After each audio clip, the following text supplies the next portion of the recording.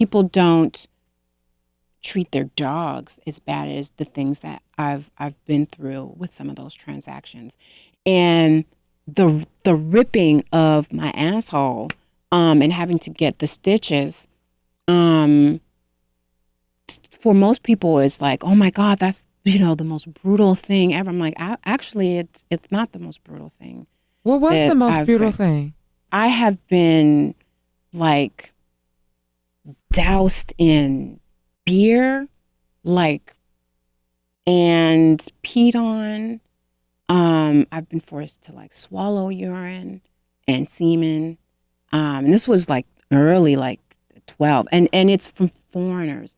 Like, it doesn't matter, Africans, Germans, Russians, they have like the worst fetishes, like to be tied and gagged, and have things that like objects put in me, or clamped, all different types of stuff. And it's that's not the worst. I don't even think I've shared some of the worst stuff. And I haven't been able to really find an actual psychiatrist or a therapist who can handle that. The first time I talked a little bit to one of my therapists about some of my transactions, she got teary, because she had been with me for about 6 to 8 months already. And I said, okay, I'm going to start talking about some of the transactions, right? And you sound like you were bracing her. I was. And I felt like she couldn't really, handle all of that. I told her about the ripping, and I told her about the beer and being peed on. So for me, a trigger is I don't like the smell of beer. Like if I was dating somebody, you can't have beer in the house. I don't like that smell. I don't want it around. It just makes me uncomfortable, right? I told her about that. But just it's like Were you ever forced to eat your own feces or something like that, or? I wasn't forced to do that. But swallowing somebody's urine and semen, that's a lot. Like, as a lot as a child. And I'm just thinking, like when you said that, I'm thinking about all the stuff that R. Kelly was doing. People have some nasty fetishes. People are nasty, and men are nasty. No, man. But some men are really nasty. Some people are really nasty, and overseas, the type of stuff that they into is, and they will pay a lot of money to do it, and I would like orgy style, where you have to sleep with a bunch of men. You have a bunch of yeah. So at 12, 14, you were handling 4, 5, 6, 7 men. Mm-hmm. At what point do you enjoy sex now? It took a long time.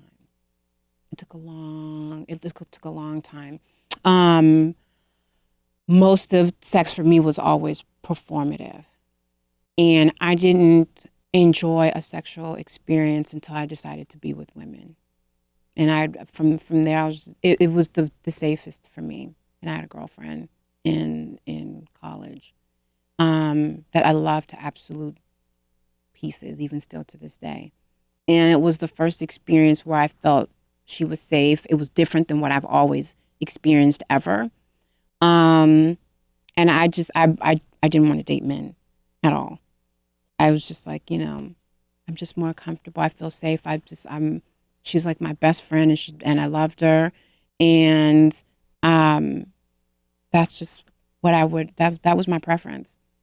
It took a long time for me to go back to being with a man. I felt like I was guilted, or shamed, I remember when I told my mother that, I said, I think I'm either bisexual or lesbian. And the amount of that just blew her mind. And the idea of being disowned, I said, okay, I just, I think it's a phase. I'll just, maybe I'll just go, I'll figure out therapy and whatever the case may be. And I decided to go back to dating men. But it wasn't something that I enjoyed for a very long time. And even now, in the relationship that I have, like I basically have to train and say, you can't handle me this way. You can't touch me this way. You can't be aggressive. It has to almost have to be like babied in bed. Everything has to be gentle. Everything has to be soft. And to me, sometimes men are not naturally like that. So it takes a lot of learning. And it just, I had gotten so robotic and zombie-like that sex was always just kind of performative. I just wanted to get it over, just to give you what you want so we can get back to, regular life, Get your vitamin D right here with me and get excited about your life.